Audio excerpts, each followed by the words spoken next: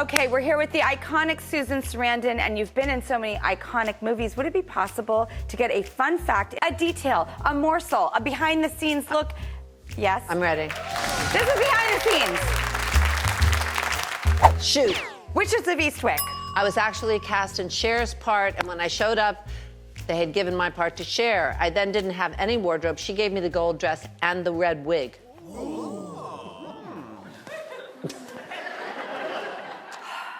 Bull Durham.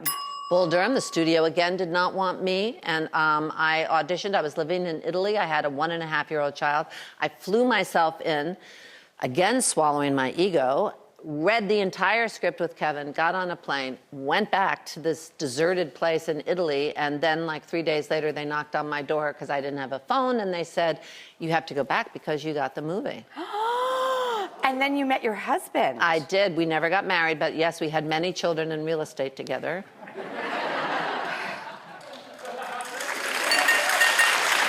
Smart on every level. The Hunger. The Hunger. What is a tidbit that we didn't know about on The Hunger? Anything about David Bowie. Well, the really good stuff you can't talk about. Not now. He was great. Catherine was great. And whenever I had big parties, she was the first one that came back the next morning to help me clean up. Oh, wow. Catherine Deneuve, folks. Oh, my God. The one and only Catherine Deneuve helps you clean up after parties. I know. Thank you. I'm satisfied. Okay. Because I didn't have children at that time, so I did have parties. Oh, I know. I used to have the best parties in the world. Remember who we were? I know. I'll get back there. Thelma and Louise. Ah! Yeah. Did you know when you were making it? No. Because I don't know if you remember, but when it came out, a lot of people were very offended by Thelma and Louise. How so? It condones suicide. It encourages women to be violent. All the things that happen in every other movie with a male lead that nobody even looked twice at. Suddenly, we were doing Butch Cassidy and the Sundance Kid, and everybody was getting... they just were disturbed by women taking their own power, and they had to find a reason. And really, it's about friendship, and it's kind of romantic, I think. It's a love story. It's a love story, absolutely. I was so in awe. Also, I love love stories of the platonic nature because sometimes, like, the sex of it convolutes. Like, I loved Paper Moon and Midnight Run and Planes, Trains, and Automobiles and all these, movies that were not the romantic love. It just let me focus deeper on love itself. Because it's the bravest thing you can do is to be open to another person, right?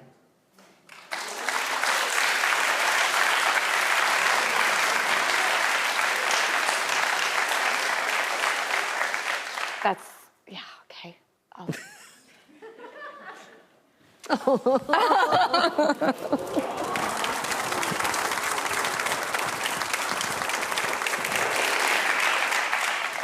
It's so true. But that movie also touches on why it's so hard to trust. Some of the men are very black and white for what they do wrong and what they don't.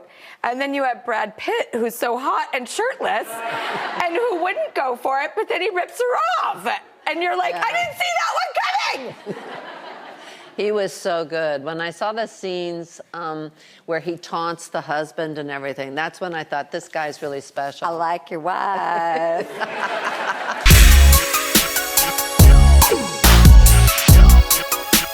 Your Academy Award, Dead Man Walking. Dead Man Walking, I had read the book, and I met with Sister Helen. I was doing the client at the time, and she didn't know which one. She knew I was in Thelma and Louise. She didn't know which one I was. And she gave me the book and the rights to it on a handshake during a fabulous crawfish dinner on the basis also of Amnesty International vouching for me because of some of my political work. So right there we had this transaction. Tim didn't move on it for like a year, and I finally had a meltdown in the middle of 7th Avenue and said, if you're not going to do this, then I'm going to take it to somebody else. And then he said, all right, I'll try. And he wrote a brilliant script. And made a brilliant movie. Okay, if you could remake any one of those movies I mentioned tomorrow, which one would it be? Bull Durham, I think, would be the most fun. Well, because you have two hot men Too hot. chasing you. A good choice.